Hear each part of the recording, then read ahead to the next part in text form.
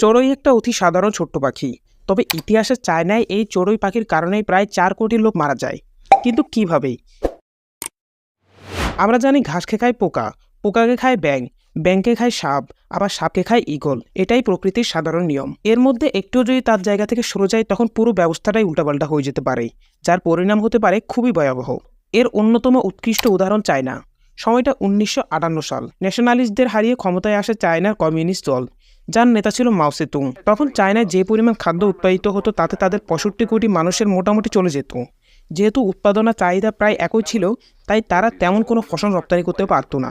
অথচ তখন দেশকে আমেরিকার পর দ্বিতীয় বৃহত্তম অর্থনৈতিক দেশ বানাতে চেয়েছিল মাও। এছাড়াও ডেঙ্গু, ম্যালেরিয়ার, প্লেগের মতো রোগে ভুগত তার দেশের মানুষ। তাই খাদ্যের উৎপাদন বাড়ানো আর মানুষকে রোগের হাত থেকে বাঁচাতে 4 পেস্ট কন্ট্রোল নামক একটা অভিযান শুরু করে মাও সেতুং, যেখানে মূলত মশা, মাছি, ইঁদুর আর চড়ুইয়ের বংশবৃদ্ধি রোধ এবং হত্যা করার জন্য বলা হয়, যাতে করে তাদের সংখ্যা কমানো যায়। রোগ দমনের জন্য মশা মাছি মারা ব্যাপারটা ঠিক আছে, যদিও ইঁদুর অনেক উপকারে আসে, তবুও ইঁদুর অনেক ক্ষেত্রে ক্ষতিকর। তাই ইঁদুর মারারও একটা না হয় যৌক্তিকতা আছে। কিন্তু চড়ুই মারা ব্যাপারটা একটু অদ্ভুত না? মাও সেতুংকে কেউ বুঝিয়েছিল একটা চড়ুই 1 বছরে প্রায় 4 কেজির মতো শস্য খেয়ে ফেলে। তাহলে চায়নার মধ্যে যে কোটি কোটি চড়ুই পাখি বাস করে তারা কতই না শস্য নষ্ট করে খেয়ে নেয়। এগুলো যদি মেরে ফেলা হয় তাহলে অনেক খাদ্য বেঁচে যাবে। এখন যেমন কথা তেমন কাজ।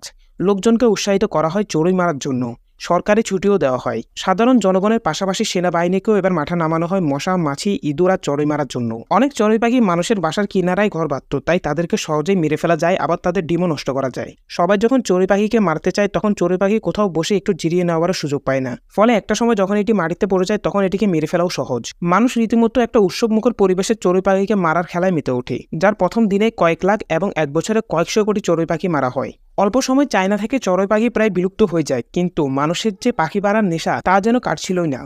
এখন তারা অন্যান্য পাখিও মারতে শুরু করে। এরপরেই শুরু হয় প্রকৃতির প্রতিশোধ।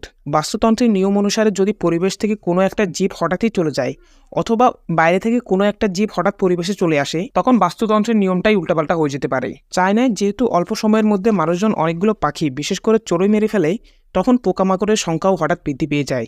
তখন পরিবেশে হানা দেয় বিভিন্ন ধরনের পোকা, যার মধ্যে অন্যতম পঙ্গপাল। পঙ্গপাল মুহূর্তের মধ্যেই মাইলের পর মাইল জমির ফসল খেয়ে ধ্বংস করে ফেলে।